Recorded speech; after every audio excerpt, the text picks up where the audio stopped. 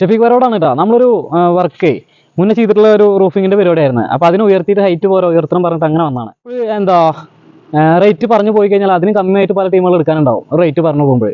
അപ്പോൾ അവർ ചെയ്യുന്നതിൽ കുറേ മാറ്റങ്ങൾ ഉണ്ടാവും. എങ്ങനെയാണ് ചെയ്യുന്നത് എന്നുള്ളത് അതൊന്ന് ശ്രദ്ധിക്കില്ല. ഏതൊക്കെ മെറ്റീരിയലാണ് അവർ ഇടുക, അങ്ങനെയുള്ള കാര്യങ്ങൾ ശ്രദ്ധിക്കില്ല. അപ്പോൾ ഈ ഒരു വർക്കിൽ നിങ്ങൾക്ക് കാണിച്ചു തരാം. കുറ്റം പറയല്ല, ഒരു കാര്യം നിങ്ങൾക്ക് പറഞ്ഞ് മനസ്സിലാക്കി തരാം. നോക്കിക്കാളെ നിങ്ങൾ പട്ടിക ഇവിടെ നിന്ന് നീട്ടിയതാണ്. ഈ ഒരു 2 ലൈനാണ് ചെയ്തിട്ടുള്ളത്. ഈ 2 ലൈൻ ചെയ്യുമ്പോൾ ഇതിൽ മൊത്തം 3 പട്ടിക കൊടുക്കേണ്ടതാണ്. ഇതിലിപ്പോൾ 2 കൊടുത്തിട്ടുണ്ട്, 2 പട്ടിക കൊടുത്തിട്ടുണ്ട്. മൂന്നാമത്തെ പട്ടികയായിട്ട് അവർ കണക്കാക്കിയിട്ടുള്ളത് ഈ ഒരു കഴുക്കോലിനെ കണ്ട. ഈ ഒരു കഴുക്കോലിനെ നേരെ ഒരു 3/4 ഇഞ്ച് താത്തിയിട്ട് ഈ ബോർഡറിന് താഴ്ത്തിയിട്ടാണ് കൊടുത്തേക്കുന്നത്. അപ്പോൾ ഇതൊരു പട്ടിക ആക്കിയിട്ടാണ് അവർ യൂസ് ചെയ്തിട്ടുള്ളത്. ഇതിലാണ് ഷീറ്റ് അടിച്ചിട്ടുള്ളത്. ഇതിൽ ഷീറ്റ് അടിക്കും, ഈ പട്ടിക ഒരു സ്ക്രൂ ചെയ്യും, അതേപോലെ ഇതിൽ സ്ക്രൂ ചെയ്യും. അപ്പോൾ മൊത്തത്തിലൊരു പട്ടിക കമ്മിയാവും. ഒരു 600-700 രൂപ അതുമ്പോൾ കമ്മിയായി കിട്ടും. അപ്പോൾ അങ്ങനെ പല രീതിക്ക് റേറ്റിൽ മാറ്റം വരുത്താൻ പറ്റും.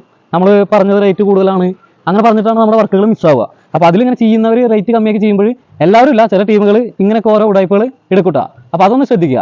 ഒരാൾ റേറ്റ് പറഞ്ഞതിനേക്കാളും 1000 രൂപ